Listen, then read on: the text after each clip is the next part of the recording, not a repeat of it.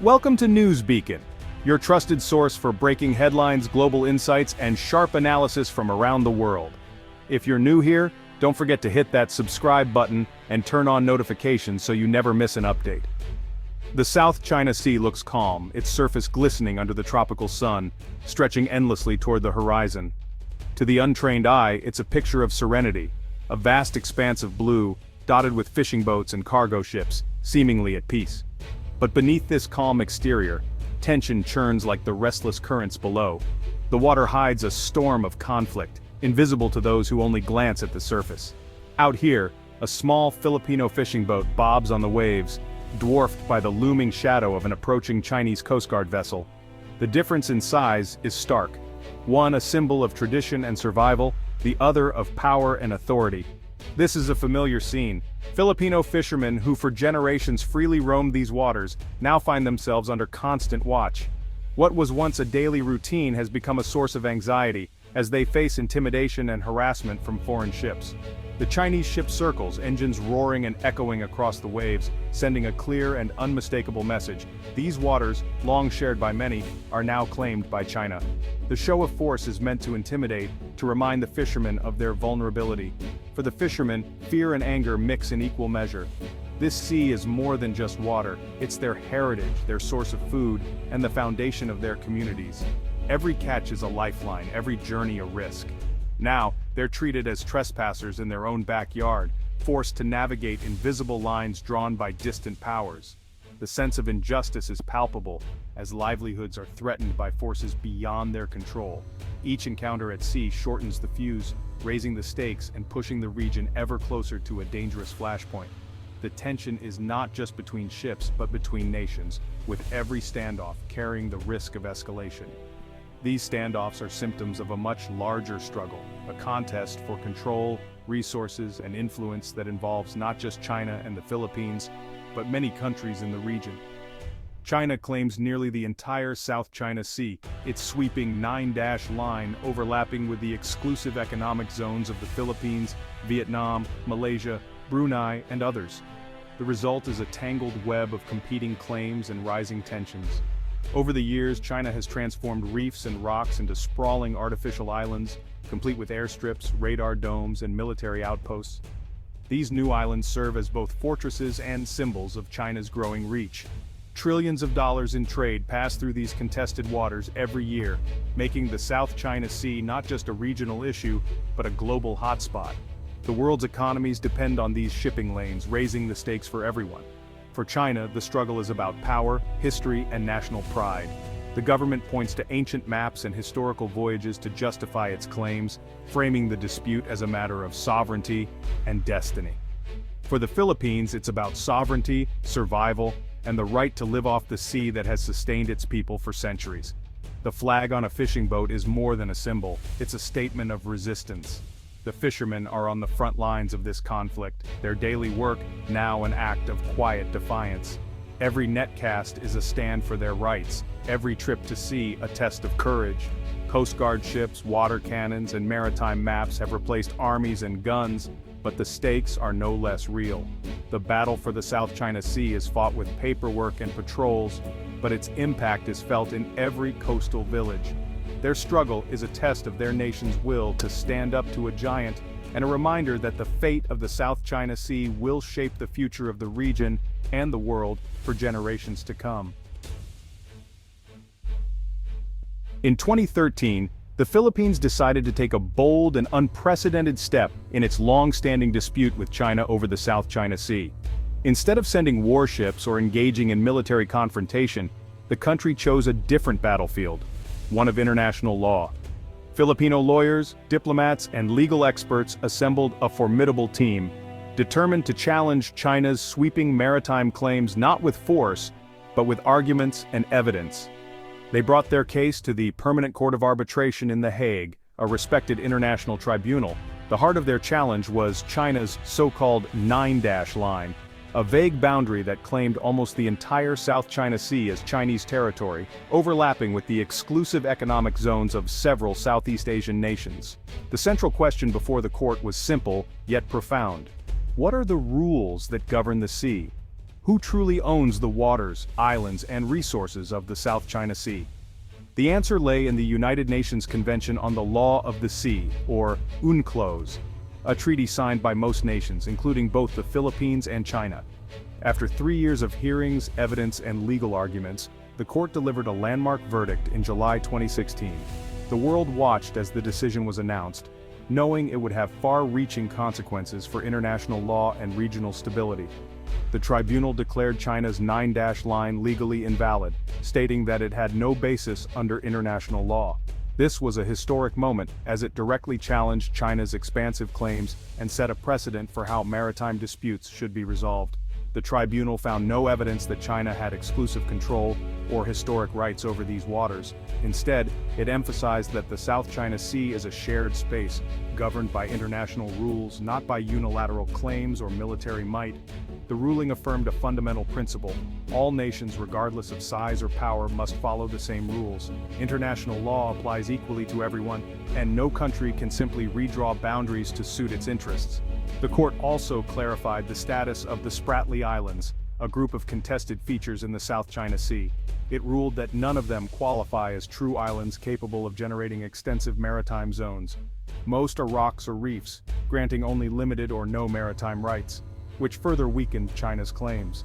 This dismantled the legal foundation for China's sweeping claims, making it clear that historical assertions alone cannot override international law. The decision was a major victory for the rule of law in global affairs. For the Philippines, the ruling was especially significant. It confirmed the country's exclusive rights to resources within its 200 nautical mile exclusive economic zone, including the resource-rich Reed Bank, a vital area for fishing and potential energy exploration.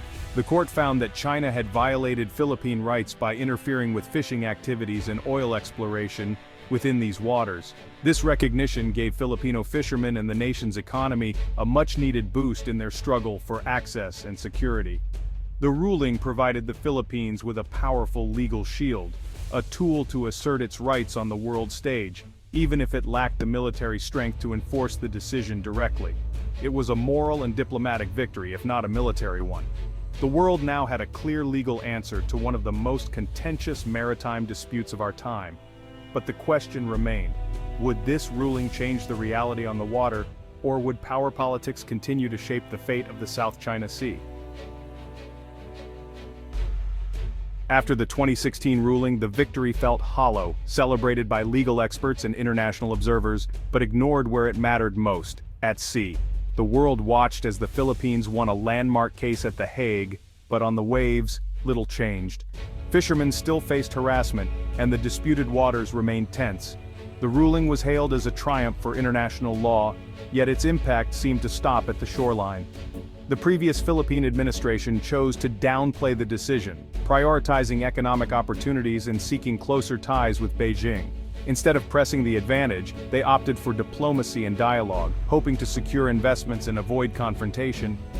This approach left many Filipinos feeling uncertain about their nation's sovereignty.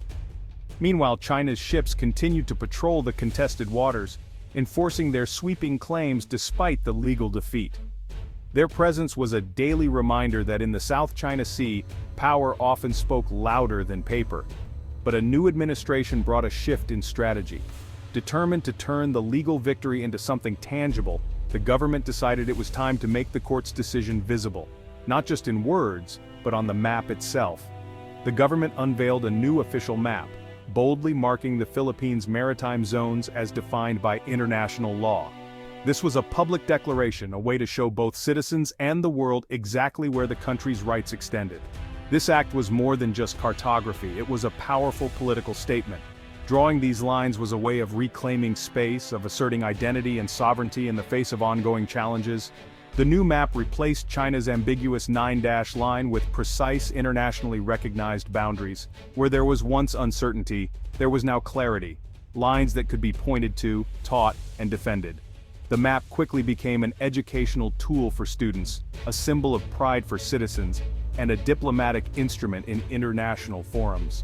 It was displayed in classrooms, embassies, and government offices, reinforcing the message at every level.